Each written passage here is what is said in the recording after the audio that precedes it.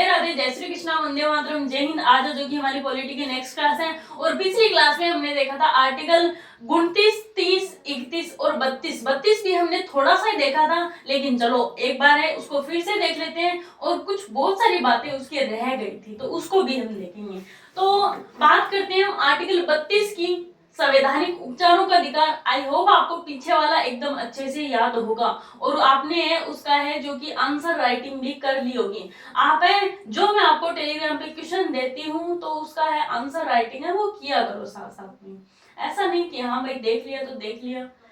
फटाफट से हमारे टेलीग्राम चैनल को ज्वाइन कर लो, जिसकी लिंक वीडियो के डिस्क्रिप्शन में कमेंट बॉक्स में पिन भी की हुई है, जिसमें वहां पे हम आंसर राइटिंग है वो सीखते हैं। प्री वाले और मेंस वाले दोनों वाले क्वेश्चन के हम जो कि वहां पे पीवाईक्यू भी देखते हैं, साथ में आंसर राइटिंग भी करते हैं। तो चलो देखते हैं, आगे बढ़ते हैं हम। जो कि आर्टिकल 32 संवैधानिक उपचारों का अधिकार। संवैधानिक उपचारों का अधिकार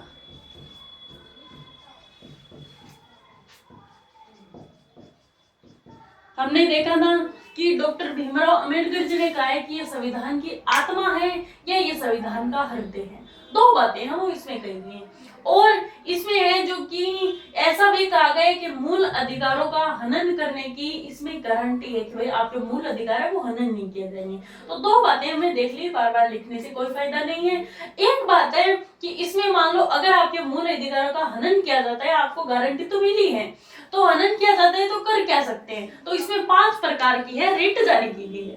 5 प्रकार की रिट जारी की गई है। ये रिट क्या होते हैं, ऐसे कह सकते हैं हम कंप्लेन। 5 प्रकार की रिट कौन कौन सी है, जिसमें से पहला है बंदी प्रत्यक्षीकरण। एक एक को हम देखेंगे। बंदी प्रत्यक्षीकरण ये मैंने आपको है जो कि पीछे वाली क्लास में बता दिया था शायद, लेकिन वो जो कि किसी प्रॉब्लम की वजह से बीच में ही बंद हो गया था। चलो खैर हम फिर से देख लेते हैं। पहला है बंदी प्रत्यक्षीकरण, दूसरा है प्रमादेश, तीसरा है प्रतिषेध,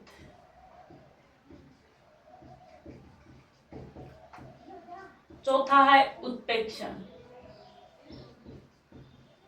पांचवा है अधिकार पृष्ठता। अधिकार पृष्ठता ये 5 प्रकार की है रिट है वो जारी की जाती है। अब हम एक एक को देखेंगे कि कौन है रिट जारी करता है, किसके विरुद्ध जारी करता है, ये सारी की सारी बातें हम देखेंगे। जैसे कि पहला ही ले लो बंदी प्रत्यक्षीकरण। बंदी प्रत्यक्षीकरण है वो होता क्या है, ऐसे हम कह सकते हैं कि भाई कोई ऐसा अपराध जो हम कह सकते हैं कि गैर कानूनी हो, कोई ऐसा अपराध कर दिया हो जो गैर कानूनी हो, तो भाई इसके विरुद्ध है रिट जारी की जा सकती है। करता कौन है, ये है जो कि न्यायालय है वो लागू करता है। चलो थोड़ा सा देख लेते हैं। बंदी प्रत्यक्षीकरण की बात करते हैं तो मान लो किसी व्यक्ति ने कोई भी अपराध कर दिया तो इसके विरुद्ध जारी किया जाएगा। करेगा कौन, यहाँ का हम कह सकते हैं कि न्यायालय, कोर्ट है वो जारी करेगा। किसके विरुद्ध, मान लो कि यहाँ पे कोई व्यक्ति है उसने है कोई अपराध कर दिया, डायरेक्ट न्यायालय को पता चल गया, कोर्ट को पता चल गया कि इस व्यक्ति ने ये अपराध है वो क्या है, तो क्या कोर्ट डायरेक्ट उस व्यक्ति पे करेगा, क्या रिट जारी करेगा? नहीं, बीच में किसी न किसी बंदे को लेके न्यायालय तो हमारा ठेठ जाके सेंट्रल गवर्नमेंट में मान लो हाई कोर्ट वाले ठहर जाओ एक बार कि या हाई कोर्ट वाला मान लो, कोई भी मान लो, क्या supreme court high court direct उस आदमी पे रिट जारी करेंगे? नहीं, ये बीच में एक बंदे को लेके आएंगे जिसका नाम है मुख्य सचिव। उस क्षेत्र का प्रशासन संभालने वाला होता है, उसे कहते हैं मुख्य सचिव। तो ये सबसे पहले मुख्य सचिव को कहेंगे कि फलाना फलाना व्यक्ति ने फलाना फलाना अपराध किया है तो आप इस पे क्या करो, रिट जारी करो। बंदी प्रत्यक्षीकरण नाम से ही पता चल रहा है कि भाई व्यक्ति को है जो कि बंदी बना के यहाँ पे उपस्थित है वो करवाना है। सीधी सीधी बात ये है, कोई अपराध कर दे तो किसके विरुद्ध, कोई भी मान लो कोई निजी व्यक्ति या संस्था, निजी व्यक्ति है, कोई निजी संस्था है,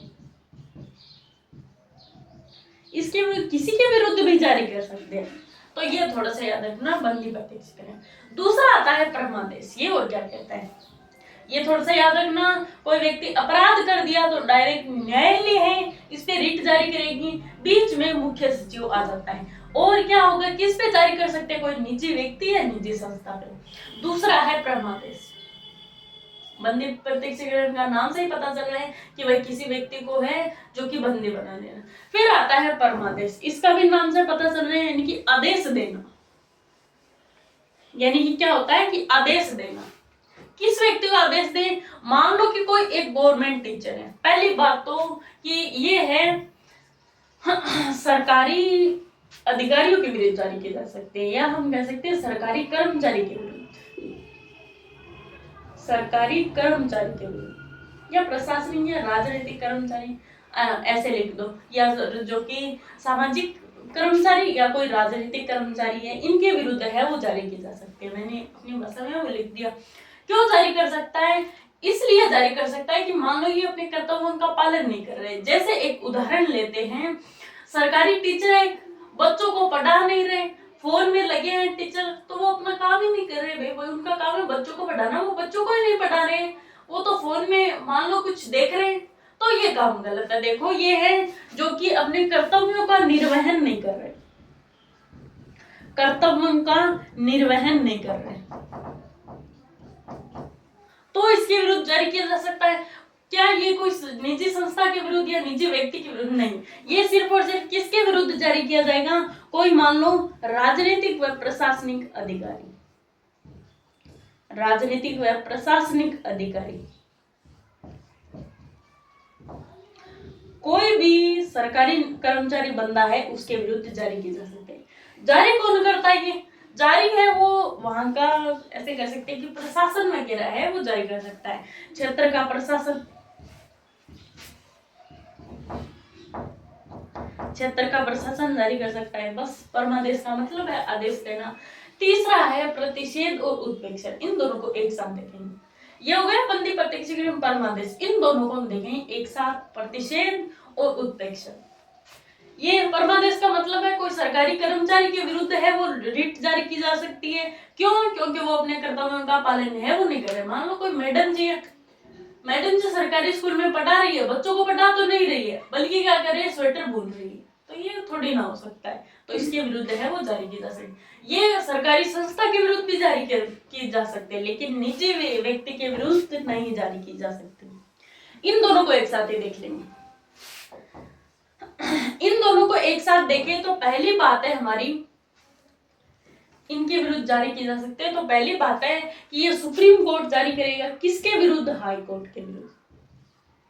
मान लो कि हाई कोर्ट के पास ऐसा कोई विषय आ गया जो इनके विषय के क्षेत्र के बाहर है, कोई भी ऐसा विषय आ गया जो क्या है, क्षेत्र के बाहर है, क्षेत्र के बाहर है, हाई कोर्ट से तापक नियम है कि भाई इसको हम कैसे कंट्रोल करें, तो ये क्या करती है, ये सीधा सीधा ये वाला विषय है सीधा सीधा सेंट्रल गवर्नमेंट के पास है, वो भेज सकती है। या जो कि सुप्रीम कोर्ट है इसके विरुद्ध रिट भी जारी कर सकता है कि लाओ भाई ये विषय आप हमें दे दो, हाई कोर्ट आपके विरुद्ध है, जो आपको है ये ताबागुनिया है, तो भाई सीधा सीधा ये सुप्रीम कोर्ट है ले सकता है। ये तो बात बताऊं तो ये तो है प्रतिषेध की, कि सुप्रीम कोर्ट है हाई कोर्ट के विरुद्ध जारी करता है। क्यों करता है? कि हाई कोर्ट के पास ऐसा कोई विषय आ गया जो उनके क्षेत्र से बाहर है। सीधी सीधी बात है प्रतिषेध की। उत्प्रेक्षण में सिर्फ यही है कि सुप्रीम कोर्ट जारी करता है हाई कोर्ट के विरुद्ध कोई क्षेत्र, कोई विषय ऐसा है जो उनके क्षेत्र के बाहर है। लेकिन इसमें एक बात और है, मान लो कि क्षेत्र के बाहर है लेकिन हाई कोर्ट ने आंख बंद करके, और हम कह सकते हैं कि भाई जैसे तैसे करके इनका है सुनवाई वगैरह है वो सब कुछ कर दी, यानी कि इसमें है वो सुनवाई भी कर देता है, सुनवाई। और इसमें है जो कि सुप्रीम कोर्ट है, हम कह सकते हैं कि बंदा लचीला है, वो कहता है कि नहीं आपने है खोड़ला टाइप का कह सकते हैं। सुप्रीम कोर्ट कहता है नहीं हाई कोर्ट आपने तो काम ही अच्छा नहीं किया, क्या करे, तो भाई आप काम करो ये विषय आप हमें दे दो, हम इसका फिर से है सुनवाई। अरे हाई कोर्ट ने एक बार सुनवाई दे दी, नहीं हाई कोर्ट ने अच्छी वाली सुनवाई नहीं दी, अब हम देंगे सुप्रीम कोर्ट देगी अच्छी वाली सुनवाई। यानी कि इसमें फर्क इतना है कि उत्प्रेक्षण में है हाई कोर्ट है वो सुनवाई भी दे देता है अपनी, लेकिन सुप्रीम कोर्ट है इसे इस मुद्दे से संतुष्ट नहीं होता, ये होता है उत्प्रेक्षण। ये है जो कि न्यायालय जारी करता है मुख्य सचिव पे, मुख्य सचिव आता है निजी व्यक्ति पे। परमादेश ये कोई सरकारी कर्मचारी के विरुद्ध जारी, प्रतिषेध और उत्प्रेक्षण दोनों सुप्रीम कोर्ट हाई कोर्ट के विरुद्ध जारी किए जाते। नेक्स्ट वाला है हमारा अधिकार प्रस्तुता। इसकी बात और सुनो आप, इसकी बात और सुनो। देखें, आई होप आपको ये 4 तो समझ में आ गए होंगे। अगर मैं अधिकार प्रस्तुता की बात करूं तो इसमें है, मान लो कि एक विषय रहते हैं, जैसे मान लो एक आईएएस ऑफिसर है, एक आरएएस ऑफिसर है। आईएएस ऑफिसर का जो कि सॉरी हम कह सकते हैं कि आरएएस ऑफिसर का होना था प्रमोशन, बनना था आईएएस, लेकिन आरएएस को बेचारे को प्रमोशन किया ही नहीं और बीच में आ गए डॉक्टर साहब। डॉक्टर साहब का प्रमोशन करके कर दिया उनको आईएएस ऑफिसर। बस बात है इतनी सी, यानी कि प्रमोशन तो कर रहे हैं तो योग्य बंदा तो आरएएस वाला है, आप सीधा सीधा कर रहे हो डॉक्टर को प्रमोशन कर रहे हो, तो ये बात तो गलत है ना। जिस बंदे को पता ही नहीं है कि भाई उस क्षेत्र में हम काम ही कैसे करें, अयोग्य है वो, तो इसमें तो वो सीधा सीधा है। इसमें रिट जारी कौन करता है, इसमें रिट जारी करता है आरएएस। आरएएस वाले बंदे हैं वो जारी करता है किसके विरुद्ध, वहां की हम कह सकते हैं कोई स्थानीय प्रशासन है उसके विरुद्ध, स्थानीय प्रशासन। इसमें डॉक्टर साहब का कोई रोल नहीं है, वो तो चुपचाप आके आरएएस वाली कुर्सी पे बैठ गए। इसमें योग्य बंदे को जो कि पद है वो नहीं मिल रहा, यानी कि अयोग्य बंदे को जो कि योग्य स्थान पे नियुक्त किया जा रहा है। बस सीधी सीधी बात ये वाली है। तो इसमें आरएएस है, कोई स्थानीय प्रशासन है उस पर जारी करेंगे।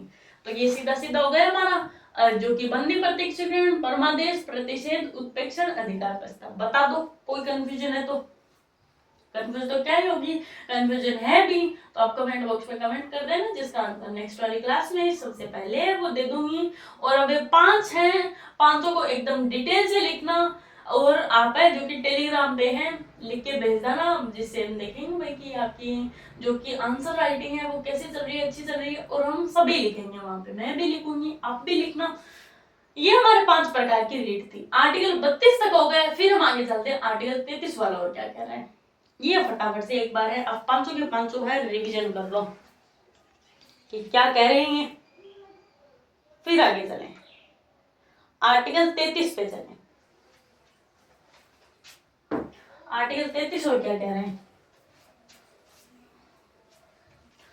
चलो देखते हैं आर्टिकल 33 और क्या कह रहे हैं। आर्टिकल 33 की बात करें, 32 तक हो गए हमारे संवैधानिक उपचारों का अधिकार।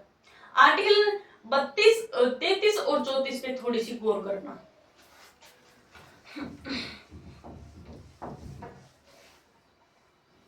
आर्टिकल 33 थोड़ी सी गौर करना, ज्यादा मत करना। फिर हम बात करते हैं आर्टिकल 33। आर्टिकल 33 में बताए गए हमारे मौलिक अधिकार है, फंडामेंटल राइट्स है, वो ही चल रहे हैं। इसमें कहा गया कि आप है कोई संसद मान लो, या कोई पुलिस क्षेत्र मान लो, ऐसा कुछ मान लो, या कोई हम कह सकते हैं कि ऐसे कोई खुफिया एजेंसी मान लो, खुफिया एजेंसी, या कोई सैन्य बल मान लो, अर्ध सैन्य बल मान लो। बस इसमें कहा गया संसद है, पुलिस क्षेत्र है, खुफिया एजेंसी है, या अन्य कोई है, अर्ध सैन्य बल है, वहां पे हम क्या कर सकते हैं, इनके मौलिक अधिकारों का हनन है वो कर सकते हैं। आप यहाँ पे नहीं जा सकते, आपके मौलिक अधिकारों का इतनी जगह पे है हनन है वो किया जा सकता है। फंडामेंटल राइट्स का यहाँ पे हनन है वो किया जाता है, आपको जाया नहीं जाएगा, यहाँ पे जाने नहीं दिया जाएगा। कभी आपने देखा है क्या कि कोई भी मान लो सदन का कोई भी सदस्य मान लो, संसद का कोई भी सदस्य मान लो, एमपी है, एमएलए है, कोई पुलिस वाला मान लो, या कोई हम कह सकते हैं कि कोई फौजी साहब मान लो, उसको ऐसे हम कहते सुना है क्या कि हेलो गाइस मैं सुबह उठा हूँ और अब 2 रोटियां खाई हूँ, ऐसे देखा है क्या कि अब है जो कि बॉर्डर है भारत और पाकिस्तान, रेड हम कह सकते हैं कि मैकमोहन रेखा पे बैठे हैं और कह रहे हैं सुबह मैंने 2 रोटियां खाई, अब वहां से है तोप गोले आएंगे और मैं यहाँ पे बैठा हूँ गाइस। तो ऐसे नहीं कर सकते, यहाँ पे है इनके मौलिक अधिकार का हनन है वो किया जा सकता है, सीधी सीधी बात ये। संसद में, पुलिस में, कोई खुफिया एजेंसी है या अन्य कोई सैन्य बल है, वहां पे इन जगहों पे। फिर हम बात करते हैं आर्टिकल 34 की। इसमें कहा गया, इसमें सीधी सीधी बात कहा गई है कि हम हैं जो कि कोई भी सैन्य विधि है, सैन्य विधि है उसमें भी क्या कर सकते हैं, मौलिक अधिकारों में कटौती कर सकते हैं, मौलिक अधिकारों में कटौती कर सकते हैं।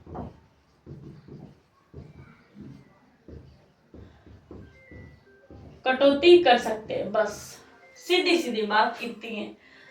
33 वाला कह रहा है संसद है, पुलिस है, खुफिया एजेंसी, अन्य कोई सैन्य बल है, ऐसे क्षेत्र हैं जहां पे मौलिक अधिकारों में कटौती कर सकते हैं। बस 34 में एक अलग से दे दिया, सैन्य विधि दे दी, वहां पे मौलिक अधिकारों में कटौती कर सकते हैं। बस बात दोनों में सेम है, लेकिन यहाँ पे 4 विषय बता दिए, यहाँ पे एक ही विषय बताए। फिर आपके दिमाग में एक क्वेश्चन उठा होगा कि ये सैन्य विधि होती क्या है। एक होती है सैन्य विधि, थोड़ा सा अंतर देखते हैं। एक होती है इमरजेंसी, आपातकाल। आपातकाल, इन दोनों में फर्क क्या होता है, पहले तो ये देखते हैं। सैन्य विधि की बात करें तो इसको है संविधान में परिभाषित ही नहीं किया। इसको क्या नहीं किया, संविधान में परिभाषित नहीं किया, संविधान में परिभाषित नहीं किया गया, और उसको है संविधान में परिभाषित कर दिया गया। विधि है, सैन्य विधि है, ये है जो कि संविधान में परिभाषित है, लेकिन परिभाषित ये नहीं है, संविधान में परिभाषित नहीं। फिर हम बात करते हैं आपातकालीन की बात करते हैं। आपातकाल है, ये संविधान में परिभाषित है, स्पेशल है, इसके लिए आर्टिकल भी दे दिया, 358वां आर्टिकल आपातकाल के लिए। जैसे हम कह सकते हैं संविधान में परिभाषित है भाग 18 में, आर्टिकल 358 में। बस इतनी सी बात है, बस और भी हम डिटेलिंग में जाएं तो हमने ये जो कि सैन्य विधि है ये ब्रिटेन से ली, बल्कि हमने आपातकाल है ये जापान से लिया। और भी बात देखिए तो हम कह सकते हैं कि सैन्य विधि है, सैन्य विधि में है एक तो जो हम कह सकते हैं ये क्या होता है, हाईकोर्ट होता है, ये प्रभावी, इसमें आपातकाल, लेकिन उसमें आपातकालीन में प्रभावी है। इसमें एक तो जो हाईकोर्ट है वो प्रभावी नहीं, हाईकोर्ट प्रभावी नहीं, और इसमें है हाईकोर्ट है वो एकदम से प्रभावित है, इसमें प्रभावी है, छोड़ दो आप, बस ये छोड़ दो आप। तो ये संविधान में परिभाषित नहीं है, ये संविधान में परिभाषित है भाग 18 के आर्टिकल 358। ब्रिटेन से लिया गया, ये जापान से लिया गया। इसमें है जो कि हाईकोर्ट प्रभावित नहीं है, और इसमें हाईकोर्ट है वो प्रभावित। बस बात इतनी सी याद है। 33 वाला, 34 वाला, 34 में 4 विषय बताए गए। संसद है, पुलिस है, सैन्य बल है, अर्धसैन्य बल है, या कोई खुफिया एजेंसी। इन क्षेत्र में आपके मौलिक अधिकारों का हनन है वो किया जा सकता है। 34 वाले में सैन्य विधि में इसमें भी मौलिक अधिकारों में कटौती है। फिर हम आर्टिकल 35 में ये बताया गया कि संसद को ये अधिकार है, सिर्फ संसद ही हमारे मौलिक अधिकारों का हनन कर सकता है। बाकी कोई भी अनियम की कोई किसी की बस की बात नहीं, जो कि बस मौलिक अधिकारों के हनन करने का काम सिर्फ किसका है, संसद का है, पार्लियामेंट का है, और किसी का नहीं। ये बातें बताई गई आर्टिकल 35 में। आर्टिकल 35 में और कोई भी व्यक्ति हमारे मौलिक अधिकारों का हनन नहीं कर सकते। तो ये बातें देखते हैं आर्टिकल 35 में हमारे मौलिक अधिकारों का हनन कौन कर सकता है। हनन करने का काम है वो सिर्फ संसद का है। किसको, जो कि फंडामेंटल राइट्स हनन करने का, और वो भी स्पेशल कौन से वाले आर्टिकल में अभी हमने पढ़ा, आर्टिकल 33 और आर्टिकल 34। इसमें हनन कर सकते, इसमें है हमारे मौलिक अधिकारों में कटौती है, वो कर सकते हैं। कौन कर सकता है, सिर्फ संसद का। अब बात है आर्टिकल 35 में कितनी सी है, आर्टिकल 33 और जो कि 34 और 35 में 33 और है वो कर सकते। इतनी सी बात है, बस इतनी सी बात है। फिर एक इसमें और जोड़ दिया आर्टिकल 35 ये 2019 इसमें बताया गया आर्टिकल 35 वाला ए है, जम्मू कश्मीर राज्य है, इनको विशेष अधिकार है वो दिए गए। इसमें 35 में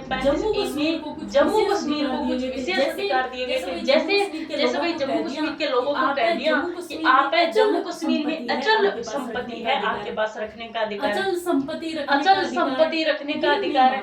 ये हमने वहाँ पे एक किसने कह दिया कि हमने देखा था कि आर्टिकल में हमने देखा 16 में हमने कोई देखा भी मान लो कि कोई भी क्षेत्र की अगर स्थानीय नौकरी है तो उसमें बाहर के लोग हैं वो आ सकते हैं, लेकिन इसमें स्थानीय नौकरी पे है प्रतिबंध लगा। स्थानीय नौकरी में सिर्फ और सिर्फ जम्मू कश्मीर के लोग हैं वो आ सकते हैं। अचल संपत्ति का अधिकार स्थायी नौकरी है, लेकिन 2019 में क्या कर दिया, इन पर है जो कि रोक लगा दी, इन पर रोक लगा दी। बस बात तो वही रही, लेकिन थोड़ा सा ध्यान रखना, आर्टिकल जम्मू कश्मीर को एक तो विशेष अधिकार दिए गए थे, लेकिन 2019 में है इस पर संविधान में कहीं पर भी नहीं। ये एक तो विशेष अधिकार है, किसकी अनुमति पे लगाए गए थे, राष्ट्रपति की अनुमति, राष्ट्रपति की अनुमति से। लेकिन फिर इसको समाप्त कर दिया गया राष्ट्रपति की अनुमति से। बस बात है इतनी सी याद रखना। 35 वाला ए है कि भाई हमारे शासन है मौलिक अधिकार का हनन कर सकते हैं। आर्टिकल 34 फिर बात आती है 35 वाले ए में जम्मू कश्मीर को अचल संपत्ति का स्थायी नौकरी का 2019 में इन पे रोक लगा दी, और ये संविधान में कहीं पर भी नहीं लिखा, सिर्फ राष्ट्रपति की अनुमति से ही होगा। फिर थोड़ी सी हम बात करते हैं कि मौलिक अधिकारों में संशोधन है वो कहाँ पे किया, वो थोड़ी सी बात है वो कर सकते हैं। आई होप आपको ये समझ में आ गया होगा, फटाफट से एक नजर मार लो इस पे, फिर आगे चलें।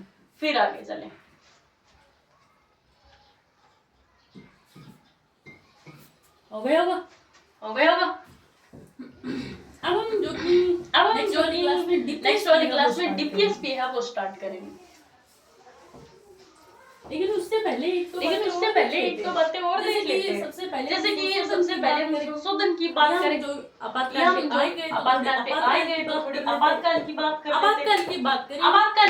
करें। तो वही हम कह सकते हैं क्या मौलिक अधिकारों में आपातकाल किए जा सकते हैं। तो सबसे पहले बात देखते हैं 19 में आपातकाल में आर्टिकल 19 कहता है कि मैं आपातकाल के समय एकदम स्वतः ही निलंबित हो जाऊंगा। ये कहता है कि मैं तो स्वतः ही निलंबित हो जाऊंगा।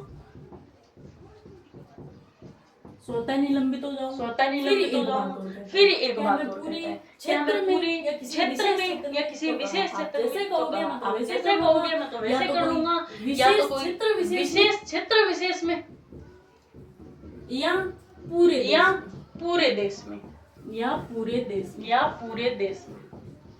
तो स्वतः निलंबित हो जाएगा कोई क्षेत्र विशेष में या पूरे देश में। पूरे टाइम क्या आपातकालीन के पूरे समय के लिए या कुछ समय के लिए, आप कहो वैसा हो पूरे समय के लिए या फिर जो कि एकदम निर्धारित समय के लिए, निर्धारित समय के लिए। बस इतनी सी बात और आर्टिकल 19 में कहा गया है कि ये स्वतः निलंबित हो जाएगा, क्षेत्र विशेष के लिए भी हो जाएगा, पूरे देश में भी ये बैन हो सकता है, बंद हो पूरे सकता है, समय के लिए भी हो सकता है, आपातकाल के लिए पूरा समय उसके लिए भी हो सकता है, या निर्धारित समय के लिए भी। फिर एक संशोधन किया हमने जो कि 44वां संविधान संशोधन 1978। उसमें कहा कि आर्टिकल 19 को निलंबित करेंगे, इसको है निलंबित नहीं किया जाएगा, बस। फिर हम यहाँ पे आएंगे। इसमें एक बात और कहेगी कि सिर्फ भारतीय नागरिक को है कौन से मौलिक अधिकार वो प्राप्त है, जिसमें से हैं जो कि 15, 14, 15, 19, 29, ये सब 5 आर्टिकल है। ये सिर्फ किसको प्राप्त है, भारतीय नागरिक को प्राप्त है। भारतीय नागरिक को प्राप्त है, किसी और को विदेशी नागरिक को ये प्राप्त है वो नहीं। बस इतनी सी बात का ध्यान रख लेना। आर्टिकल 29 में है बताया गया ये स्वतः निलंबित हो सकता है पूरे क्षेत्र विशेष में या पूरे देश में भी पूरे समय के लिए आपातकाल में पूरा समय है यह निर्धारित। 44वें संविधान संशोधन 1978 में कहा गया इसको जो कि निलंबित है वो भारतीय नागरिक को प्राप्त अधिकार है, फंडामेंटल राइट्स है। 14, 15, 19, 29, 30 ये सिर्फ और सिर्फ भारतीय नागरिक। तो भाई आज वाली क्लास में हम इतना ही पढ़ेंगे। आई होप आपको अच्छे से आ गया होगा। अगर आपको कोई भी डाउट है तो आप कमेंट बॉक्स में कमेंट कर देना, जिसका नेक्स्ट वाली क्लास के अंदर सबसे पहले ही दूंगी। तो चलो भाई आज वाली क्लास में मिलते हैं और बनावे। आजकल आपकी क्लास की एकदम प्रॉपर नहीं ले पा रही हूँ, लेकिन थोड़ा सा क्या है टाइम का शॉर्टेज चल रहा है। बस आज के बाद है या एक दो दिन है उसके बाद एकदम रेगुलर आएगी। मेन इंपॉर्टेंट बात है टेलीग्राम ज्वाइन कर लो फटाफट। फिर जो कि हम वहाँ पे हैं आंसर राइटिंग करें आप भी सीखना, साथ में मैं भी सीखूंगी। आज वाली क्लास में टेलीग्राम के लिंक वीडियो डिस्क्रिप्शन में दी गई है, कमेंट बॉक्स में पिन। आज के लिए इतना ही मिलते हैं कल वाली क्लास में। राधे राधे, जय श्री कृष्ण।